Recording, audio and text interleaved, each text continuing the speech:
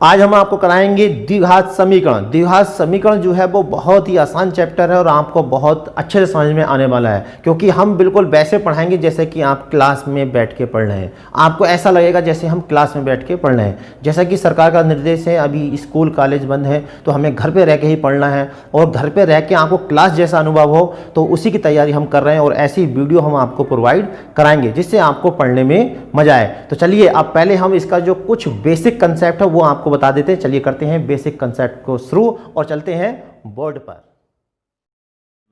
चलिए करते हैं स्टार्ट। द्विघात समीकरण, क्वाड्रेटिक इक्वेशन। तो सबसे पहले ये बता कि द्विघात समीकरण होती क्या है, इसकी पहचान क्या है। तो देखिए आपने पढ़ा होगा जो होता है ये x y z, इनको हम जो बोलते हैं वेरिएबल बोलते हैं, और ये जो होते हैं नंबर्स 2 3 5 इनको बोलते हैं कांस्टेंट। इन्हें क्या बोलते हैं, वेरिएबल, और इनको कांस्टेंट। अगर मैं इनको दोनों को आपस में मिला दूं, किसे, वेरिएबल और कांस्टेंट को, ऐसे तो ये बन जाता है व्यंजक। क्या बनता है, व्यंजक।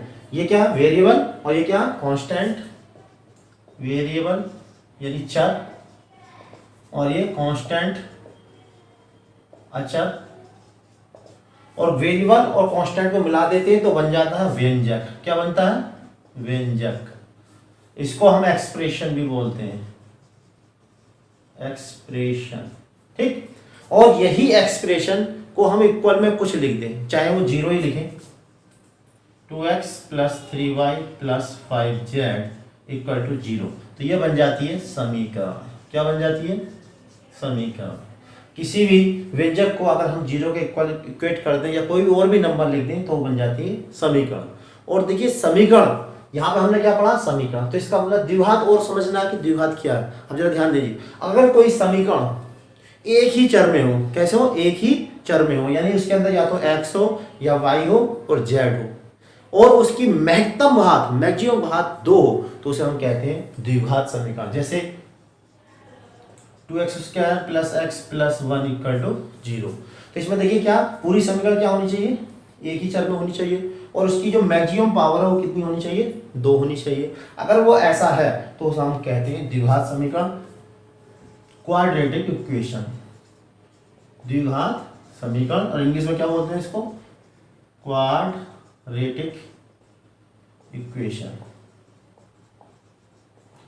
अब देखिए समझेंगे द्विघात समीकरण का व्यापक रूप क्या होता है, general form of quadratic equation. क्या होता है द्विघात समीकरण का व्यापक रूप, तो ax² + bx + c = 0, इसे हम द्विघात समीकरण का व्यापक रूप कहते हैं, जहां a ≠ 0।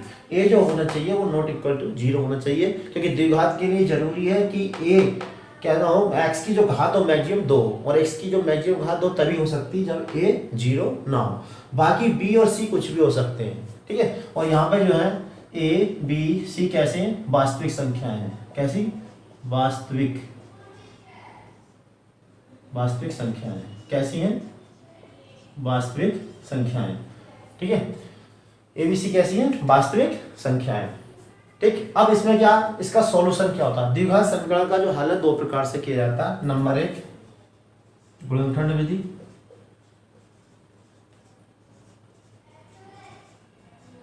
और दूसरा श्रीधराचार्य सूत्र। श्रीधराचार्य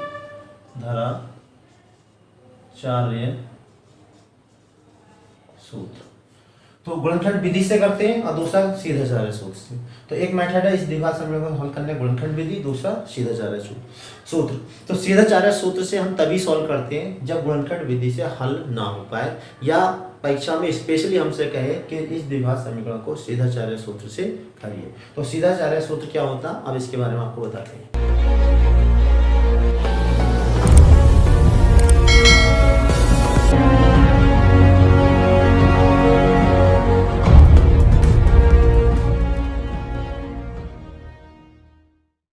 जो द्विघात समीकरण होती है ax² + bx + c, इसे हम बोलते हैं व्यापक समीकरण। यहीं से श्रीधराचार्य का सूत्र निकल कर आता है तो इसको मैं पहले कैसे प्रूफ करते हैं सीधे साधे सूत्र को, वो मैं निकाल के दिखाऊंगा। इससे पहले मैं आपको बता दे रहा हूँ कि यहाँ पे x की जितनी घात होती हैं तो x के उतने ही मान होते हैं, और जो x के मान होते हैं उनको हम बोलते हैं मूल। क्या बोलते हैं इनको? मूल, और इंग्लिश में बोलते हैं रूट। ठीक, या इसको हम शून्यक भी बोलते हैं, शून्यक या जीरोज। क्या बोलेंगे? शून्यक या जीरोज। तो x की जितनी घात होती है उतने ही मान होते हैं, और x के जो मान होते हैं उन्हीं को हम कहते हैं द्विघात समीकरण के मूल, इंग्लिश में बोलते हैं रूट्स। ठीक है, और जो x के मान होते हैं उन्हें क्या बोलते हैं? मूल या रूट्स। उन्हें हम शून्यक या जीरोज भी बोलते हैं। अब देखिए इसके जो मूल है, द्विघात समीकरण का हल, द्विघात समीकरण का हल से मतलब है x के मान यानी मूल। तो मूल कैसे निकालते हैं, इसके लिए मैं इस फॉर्मूले को आपको ड्राइव करके दिखाता हूँ। तो इसे करने के लिए सबसे पहले हम एक काम करते हैं, जो इतना पोर्शन है उसको एक साइड में रख लेते हैं और कांस्टेंट को हम इधर ले जाते हैं। ए यहां से कॉमन ले लेते हैं। आपने परफेक्ट स्क्वायर किया हुआ, सीखा हुआ। परफेक्ट स्क्वायर कर लेंगे इसे। परफेक्ट स्क्वायर का रूल ये होता है कि x का जो कोफिशिएंट है उसका आधा, x का कोफिशिएंट है v/a, और इसका आधा, आधे का मतलब 2 से डिवाइड कर दें, फिर उसका वर्ग। x के कोफिशिएंट यानी x के गुणांक के आधे का वर्ग कितना आ गया? v²/4a²। जितना भी सोल्व होकर आता है इसे इतना ही जोड़ देते हैं, इतना ही घटा देते हैं। तो ऐसा करना कहलाता है परफेक्ट स्क्वायर यानी पूर्ण वर्ग बनाना। ये x² प्लस के v/a क्या है, ये प्लस का v²/4a² माइनस के v²/4a²। अब ये a इधर अपॉन में चला जाएगा, माइनस c/a। देखिए यहाँ से यहाँ तक का ये फॉर्मूला बन चुका है। किसका फॉर्मूला बना है? x प्लस b/a का होल स्क्वायर, a का स्क्वायर प्लस b का स्क्वायर प्लस के 2ab। इसे इसको इधर ले जाएंगे तो ये प्लस हो जाएगा v²/4² माइनस के c/a। इसका एलसीएम ले लेते हैं, b² माइनस के 4ac। ये एलसीएम ले लिया हमने। अब देखिए वर्गमूल लेंगे दोनों पक्षों का। जब वर्गमूल लेंगे, क्या लेंगे? वर्गमूल, वर्गमूल लेने पर। जब वर्गमूल लेंगे तो क्या हुआ? यहां से स्क्वायर हट जाएगा और इधर हो जाएगा plus minus under root v² minus के 4ac अपॉन 4a²। ठीक, ये वाला बराबर से इधर लेके जाएंगे तो माइनस में पहुंच जाएगा, माइनस के b/a प्लस माइनस। यहाँ पे देखिए ऊपर वाले पे अंडर रूट ऐसे रहा, v² माइनस 4ac, और 4a² बाहर आकर हो जाएगा 2a। अब मैं इसका एलसीएम ले लेता हूँ। तो एलसीएम यहाँ पे तो यहाँ पर देखिए b/2a बना, यहाँ थोड़ी सी मिस्टेक हो गई। ये यहाँ पे कितना था? b/2a का होल स्क्वायर, a का स्क्वायर प्लस b का स्क्वायर प्लस के 2ab। मैं 2 यहाँ भी कर देता हूँ और 2 यहाँ भी, हाँ ये तो सही हो गया, 2 यहाँ भी कर देते हैं। तो यहाँ का हो गया ये एलसीएम ले लिया मैंने। x एलसीएम कितना है? एलसीएम है 2a माइनस का b plus minus under root b² minus के 4ac। तो यही कहलाता है सीधाचार्य का सूत्र। क्या कहलाता है ये?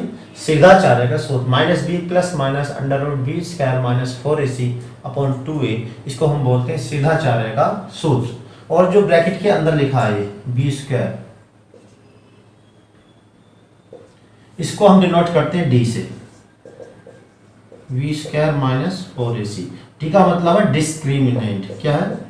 डिस्क्रिमिनेंट। तो डिस्क्रिमिनेंट का जो फर्स्ट वर्ड है उससे हम डिनोट करते हैं, और इसे हिंदी में बोलते हैं विविक्तिकर, विविक्तिकर, या इसको हम विवेचक भी बोल देते हैं, विवेचक। इसको क्या बोलते हैं? विविक्तिकर या विवेचक, और इंग्लिश में डिस्क्रिमिनेंट। इसका जो फर्स्ट वर्ड होता है इससे हम डिनोट करते हैं। अब देखिए इसमें जो x के मूल होते हैं यानी कि रूट्स होते हैं, उनकी जो नेचर है वो इसी पे निर्भर करती है, v² माइनस 4ac पे। अब कैसे निर्भर करती है यह हम आपको बताते हैं। अब देखिए सीधाचार्य का जो सूत्र होता है वो minus b plus minus under root b square minus 4ac upon 2a। इसको हम बोलते हैं डी व्युक्तिकर डिस्क्रिमिनेंट या इसको विवेचक भी बोलते हैं, बी स्क्वायर माइनस 4ac। इसी पर मूलों की प्रकृति यानी इसके जो x के मान है वो किस टाइप के हैं, इसकी प्रकृति जो है वो डी पर निर्भर करती है। अब देखिए अंडर रूट के अंदर अगर माइनस में संख्या होती तो काल्पनिक होती है। जैसे देखिए अंडर रूट -2, अंडर रूट -3 और ये -5, ये सब कैसी होती है? काल्पनिक। और अंडर रूट में अगर प्लस में है संख्या तो वो कहलाती है वास्तविक। तो आप जरा ध्यान देना, देखिए यहाँ पे डी का मान अगर 0 से बड़ा हो, तो जब डी का मान 0 से बड़ा होगा तो इसका मतलब कैसा होगा? सब अंडर रूट के अंदर प्लस होगा, और जब प्लस होगा तो कैसे होंगे? वास्तविक। और अलग अलग, अलग अलग इसलिए क्योंकि प्लस चिन्ह लोगे तो एक अलग आएगा और माइनस चिन्ह लोगे तो अलग आएगा।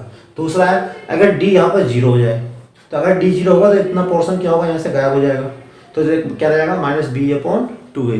प्लस माइनस का कोई मतलब नहीं रहेगा। तो क्या होगा? अगर d बराबर 0 है तो मूल वास्तविक होंगे और समान होंगे। ठीक। नेक्स्ट आता है d लेस देन 0, यानी जो अंडर रूट के अंदर लेस देन 0 का मतलब नेगेटिव में हो, और अंडर रूट के अंदर जब नेगेटिव में होता है तो कैसे होते हैं? काल्पनिक। तो मूल कैसे हो जाएंगे? काल्पनिक। जब काल्पनिक है तो हम उसमें ये वाली बात नहीं बताएंगे कि वो अलग अलग है या समान है। तो मैं समझता हूँ ये वाली बात समझ में। अब देखिए द्विघात समीकरण का जो हल है वो एक तो हम सीधाचार्य से हल करते हैं, और दूसरा क्या बताया था हमने? गुणनखंड विधि। तो गुणनखंड विधि से कैसे करते हैं? मैं एक एग्जाम्पल लेके चल रहा हूँ। जैसे मान लीजिए हमारे पास क्वेश्चन है x² + 5 = 0। तो ये द्विघात समीकरण क्यों है? क्योंकि x की मैक्सिमम घात कितनी है? 2 है, और x का जो गुणांक है, कोफिशिएंट है, वो 0 नहीं है। ठीक है, और इक्वल में 0 भी लिखा हुआ है, यानी कुछ होना चाहिए। तो इसे हम कहते हैं द्विघात समीकरण। अब देखो गुणनखंड विधि से करने का तरीका वही है जैसे हम सिंपल में करते हैं, यानी इसके ऐसे टुकड़े करें कि गुणा करके 6 आए, जोड़ के 5 आए, तो क्या आएगा? 2 + 3। तो अब देखिए 2 और 3 की गुणा करोगे 6 आएगा, जोड़ के ये आ रहा है। तो कैसे करेंगे? x² + 2x + 3x + 6 = 0। तो यहाँ से देखिए x कॉमन ले लें, यहाँ से 3 कॉमन ले लें,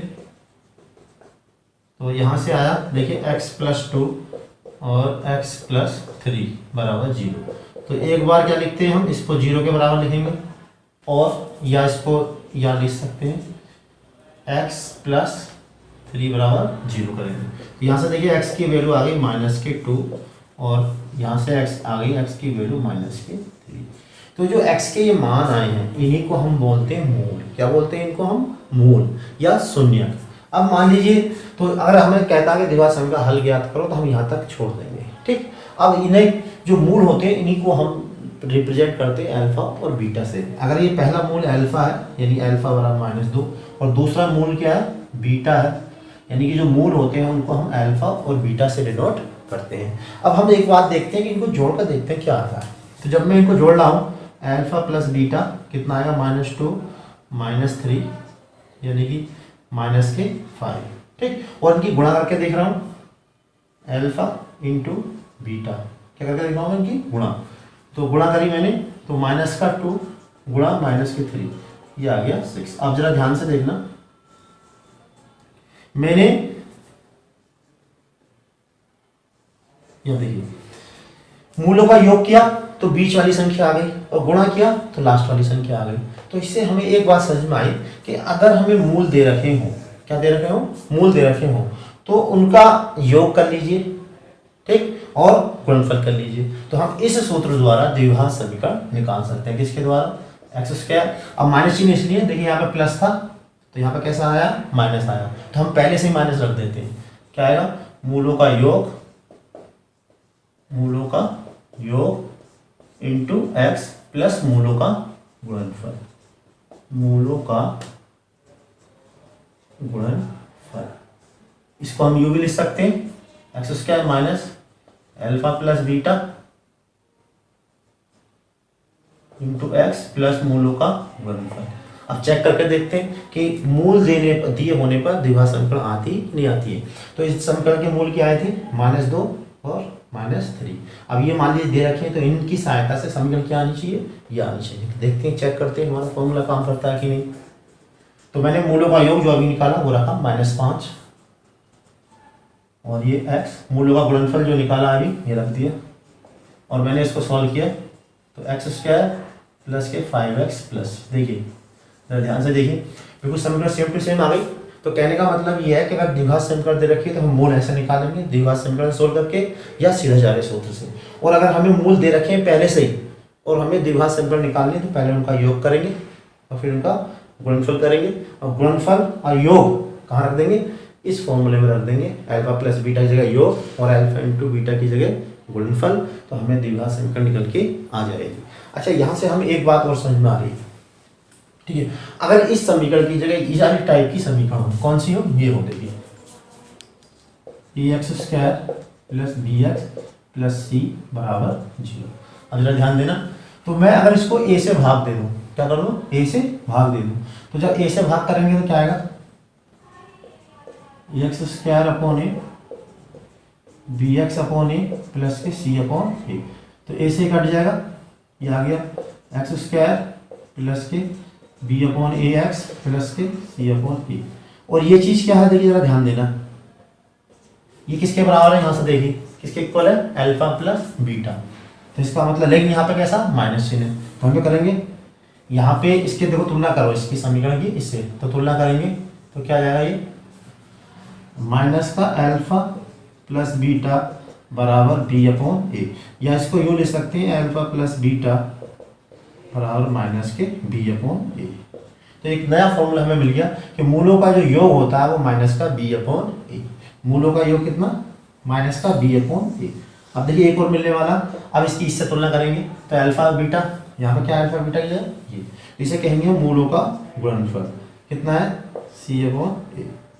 तो हमें दो फॉर्मूले और मिले कि किसी भी अगर द्विघात समीकरण हमें दे रखी है, स्टैंडर्ड फॉर्म में दे रखी है, हमें उसके मूलों का योग निकालना, तो हम डायरेक्ट निकाल सकते हैं, कैसे, माइनस बी अपॉन ए, यानी एक्स का कोफिशिएंट बटे एक्स स्क्वायर का गुणांक, और गुणनफल कैसे निकालेंगे, अचर पद बटा एक्स स्क्वायर का गुणांक। तो मूलों के योग का फॉर्मूला हो गया माइनस बी अपॉन ए और गुणनफल का फॉर्मूला हो गया सी अपॉन ए। तो मैं समझता हूँ यहाँ तक समझ में आ गया होगा। अब आगे चलते हैं। जिन स्टूडेंट्स को अब तक कुछ समझ में नहीं आया तो वो मैंने एक संक्षेप में सारी चीज़ें डिटेल से लिख दी हैं, आप इससे भी काम चला सकते हैं, लेकिन आपका कंसेप्ट क्लियर हो इसलिए मैंने पूरी हर चीज़ आपको डिटेल से समझाई थी। तो एक बार संक्षेप में मैं इसको बता रहा हूँ। द्विघात समीकरण का व्यापक रूप, तो इसे बोलते हैं X square plus B X plus C बराबर 0 को क्या बोलते हैं हम, द्विघात समीकरण का व्यापक रूप। इसमें ए जो कहलाता है एक्स स्क्वायर का गुणांक, ए क्या कहलाता है, एक्स स्क्वायर का गुणांक, और जो ये बी है वो कहलाता है एक्स का गुणांक, और जो सी है उसे कहते हैं अचर पद। ए को क्या कहेंगे, एक्स स्क्वायर गुणांक, बी को एक्स का गुणांक और सी को अचर पद। ठीक है, तो गुणांक का मतलब है गुणा में। द्विघात समीकरण के मूल अल्फा बीटा हो, अगर इस समीकरण के मूल क्या हो, अल्फा बीटा, तो मूलों को हम क्या कहते हैं, अल्फा बीटा को शून्य ही कहते हैं। अगर मूल अल्फा बीटा हो तो द्विघात समीकरण इस वाले फॉर्मूले से बनाएंगे, यहाँ पर रखेंगे एक्स स्क्वायर माइनस मूलों का योग इंटू एक्स प्लस मूलों का गुणनफल। तो इस फॉर्मूले की सहायता से हम द्विघात समीकरण बना सकते हैं। मूलों का योग कितना होता है, माइनस बी अपॉन ए, यानी अल्फा प्लस बीटा कितना होता है, माइनस का बी अपॉन ए, मूलों का गुणनफल सी अपॉन ए। ये कहलाता सीधा चार्य का सूत्र, x equal to minus b plus minus under root b square minus 4ac upon 2a। जो ब्रैकेट अंडर रूट के अंदर होता है इसे बोलते हैं व्यक्तिगत डिस्क्रिमिनेंट, या इसको हम विवेचक भी बोलते हैं। इसे लिखते हैं डी से प्रदर्शित करते हैं बी स्क्वायर माइनस 4ac।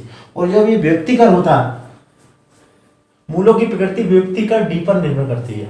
कैसे, यदि डी ग्रेटर देन 0 यानी धनात्मक हो तो क्या होगा, मूल वास्तविक होंगे और अलग अलग होंगे। वास्तविक और अलग अलग से मतलब यह है, जैसे मूल वास्तविक और अलग अलग यानी कि इस टाइप के होंगे, जैसे 1/2 और 1/3। देखिए वास्तविक है और कैसे हैं, डिफरेंट है, अलग अलग है, तो ये होंगे मूल वास्तविक और अलग अलग। अगर डी बराबर 0 हो तो मूल वास्तविक और समान, यानी वास्तविक तो होंगे लेकिन कैसे होंगे, समान होंगे, जैसे 1/2 और 1/2 2 इस तरह से।